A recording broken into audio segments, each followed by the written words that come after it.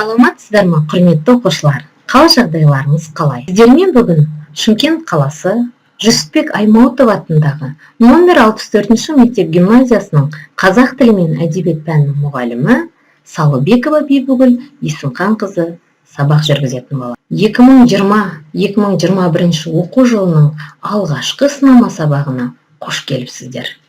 Бүгінгі біздің сабақтың тақырыбы зат есім. Құрметті оқушылар, сіздер бұл сабақты бастауыш сыныптарында зат есім дегеніміз не? Зат есімнің сұрақтары қандай? Зат есімнің түрлері қандай болып? Кеңірек бастауыш сыныптан бастап үйреніп білдіңіздер.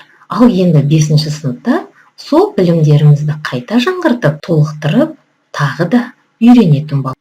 Құрметті оқушылар, барлығымыз қаламсаптарымызды алып, дәптерімізді ашып, бүгінгі күнді жазып алыңыздар.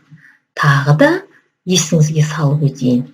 Зат есім дегеніміз заттың атын білдіретін сөз табы. Дәптерлерімізге осы бейнетақтадағы ережені жазамыз.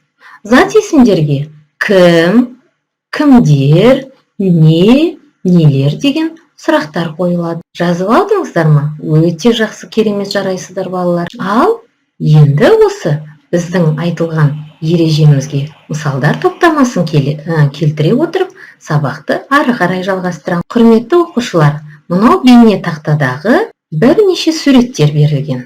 Осы суреттерде қай сұрақ, қай суретке қойылатындығын бәріміз бірлесіп іздейікші.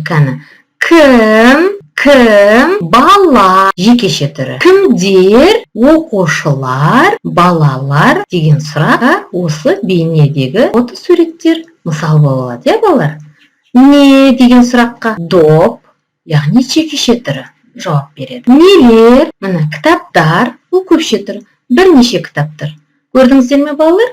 Бұлардың барлығы да зат есім сөздерге мысал бола алады. Ал енді көріп отырғандарыңыздай, сіздер бұны бастауышта әбден жаттығып, мысалдар топтамасын келтіріп, оқығандарыңыз есте болса, жылдам осы суреттерге қарайып отырсаңыздар, тез түсіне бастайсыздар. Сіздерге қазір келесі бейнетақтамызда тапсырма беріліп отыр. Берілген суреттерді қатыстыра отырып, сөйлем құрап жазыңыз. Сіздерге мына көрдіңіздер, 4 сурет ұсынылған. Бірінші сурет алманың суреті, екінші мектеп ғимаратының суреті, үшінші автокөліктің бейнесі, төртінші сурет бұл телефон, бүгінгі таңдағы байланыс құралының көзі. Құрметті оқушылар, осы 4 суретті пайдалана отырып, 4 сөйлем құрастырып жазамыз. Сөйлемдеріміз жинақы, әдемі, көркем болуы тиіс. Дәптерге жазғанда сауатты әрі көркем жазуға дағдыланайық балалар. Кәнекей,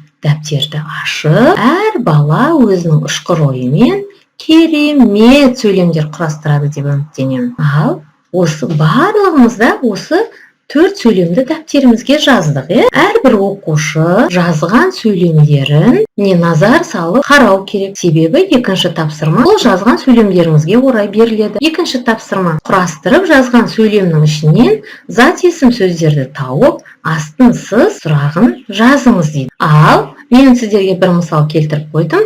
Алма адам ағзасына пайдалы жемістің бірі. Осы жердегі алма деген сөз қандай сұраққа жауап береді? Не, алма, астын бір сызықпен саламыз. Осы жердегі тағы да кім, адам, астын тағы да бір сызықпен сызамыз. Бұл да зат есім сұрағына мысал бола алатын сөздер топтамасы. Құрметті оқушылар, әрбір оқушы өзіңіздің жазған сөйлемдеріңізді негізге ала отырып, ішінен зат есім сөздерді тауып астын сызыңыз. Жарайды ма? Құрметті оқушылар, бүгінгі біздің сабағымыз бойынша заттың атын білдіретін сөздерді зат есім дейміз.